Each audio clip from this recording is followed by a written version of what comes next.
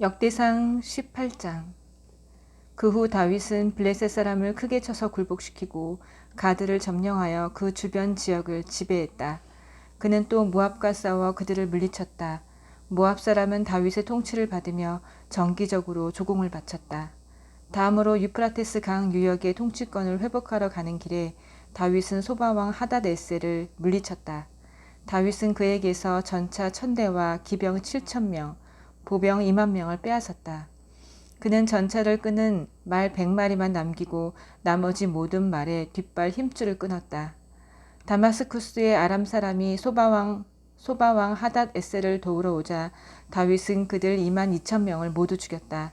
그는 아람, 다마스쿠스의 꼭두각시 정부를 세웠다.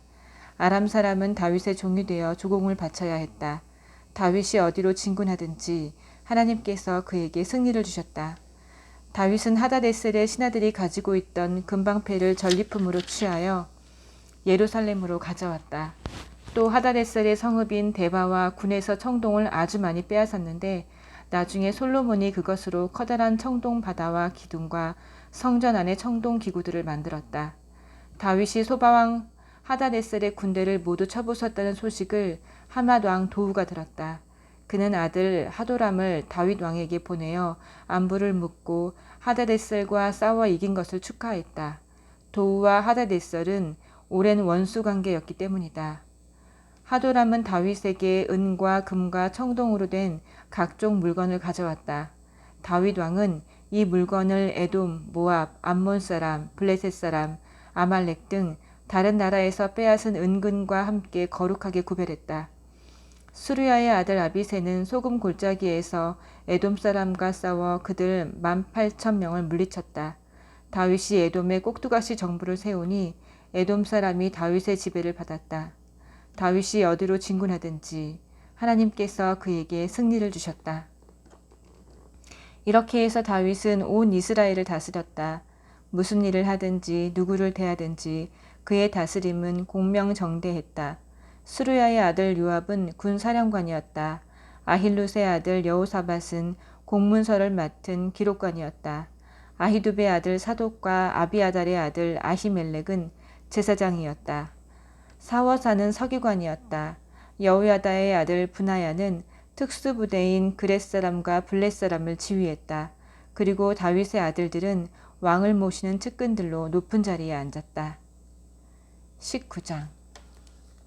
시간이 흘러 암몬 사람의 왕 나하스가 죽고 그의 아들이 뒤를 이어 왕이 되었다.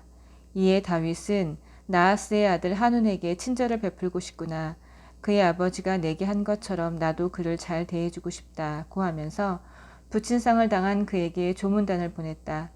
그러나 다윗의 신하들이 암몬 사람의 땅에 이르러 한운을 찾아가 조문하자 암몬 사람의 지도자들이 한운에게 경고했다. 왕께서는 다윗이 왕의 아버지를 공경해서 이렇게 조문단을 보낸 줄 아십니까? 그가 이들을 보낸 것은 이 성을 정탐하여 결국 빼앗기 위한 것임을 모르시겠습니까? 그래서 한우는 다윗의 신하들을 잡아 그들의 수염을 깎고 옷을 엉덩이 절반 높이까지 자른 다음 돌려보냈다. 이 모든 일이 다윗에게 전해졌다. 그들이 심한 모욕을 당했으므로 다윗은 사람을 보내어 그들을 맞이하게 했다. 왕은 그대들의 수염이 자랄 때까지 여리고에 있다가 그 후에 돌아오시오 하고 말했다. 암몬 사람은 자신들이 다윗의 미움을 사게 된 줄을 깨닫고 은 1000달란트를 들여 나하라임, 마아가, 소바의 아람 사람에게서 전차 32,000대와 기병을 고용했다. 또 마아가 왕과 그의 군대도 고용했는데 그들이 와서 메드바에 진을 쳤다. 암몬 사람도 그들의 여러 성읍에서 모여들어 전투를 준비했다. 이 소식을 들은 다윗은 그의 가장 강한 용사들을 요압에게 맡겨 출정시켰다. 암몬 사람이 나와서 성문 앞에 전투 대형으로 섰다. 연합군으로 온 왕들은 넓은 들판에 전열을 갖추었다. 요압은 싸워야 할 전선이 앞뒤로 있는 것을 보고 이스라엘의 정예군 중에서 다시 최정예군을 뽑아 아람 사람과 맞서게 배치했다. 나머지 군대는 그의 동생 아비새의 지휘 아래 두어 암몬 사람을 상대하게 했다. 그가 말했다. 아람 사람이 나보다 힘이 세면 내가 와서 나를 도와라. 암몬 사람이 너보다 힘이 세면 내가 가서 너를 돕겠다. 용기를 내어라. 우리는 우리 백성과 우리 하나님의 성읍을 위해 온 힘을 다해 싸울 것이다. 무엇이든 필요하다면 하나님께서 친히 행하실 것이다. 그런데 요압과 그의 군사들이 아람 사람과 싸우려고 쳐들어가자 그들이 모두 후퇴하여 도망쳤다. 아람 사람이 목숨을 건지기 위해 도망치는 것을 본 암몬 사람도 아비새를 피해 도망쳐 성 안으로 들어갔다. 그러자 요압은 철수하여 예루살렘으로 돌아왔다. 아람 사람은 이스라엘에게 처참히 패한 것을 알고 사태를 수습하고 나서 전열을 재정비했다. 그들은 사람을 보내 요단강 건너편에 있는 아람 사람을 불렀다. 하다네셀의 군사령관 소박이 그들을 지휘했다. 이 모든 일을 보고받은 다윗은 그는 온 이스라엘 군대를 소집하고 요단강을 건너 진군하여 전투 태세를 갖췄다.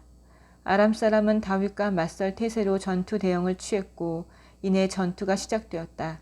그러나 그들은 이번에도 이스라엘 앞에서 흩어져 도망쳤다. 다윗은 전차병 7,000명과 보병 4만 명을 죽였다. 군사령관 소박도 죽었다. 하다데셀을 섬기던 모든 왕이 자신들의 패배를 인정하고 다윗과 화친하여 그를 섬겼다. 아람 사람은 이스라엘이 두려워 다시는 암몬 사람을 돕지 않았다. 20장. 그해 봄, 왕들이 전쟁에 나가는 때가 되자 요압이 군대를 이끌고 나가 암몬 사람을 무찌르고 랍바를 포위했다. 한편 다윗은 예루살렘에 남아 있었다. 요압은 랍바를 크게 쳐서 폐허로 만들었다. 다윗이 암몬 왕의 머리에서 왕관을 벗겼는데 그 무게만도 금 1달란트가 나갔고 보석도 박혀 있었다. 다윗이 그 관을 들어 머리에 썼다. 그는 그 성에서 엄청난 양의 전리품을 가져왔고 그 백성에게 톱질과 곡괭이질과 도끼질 등의 강제 노역을 시켰다. 그는 모든 암몬 사람에게 그와 같이 행했다. 그러고 나서 다윗과 그의 군대는 예루살렘으로 돌아왔다. 그 후에 게셀에서 블레셋 사람과 전쟁이 벌어졌다. 후사 사람 10부개가 거인족 10배를 죽인 것이 이때였다. 블레셋 사람은 굴욕적으로 패배했다.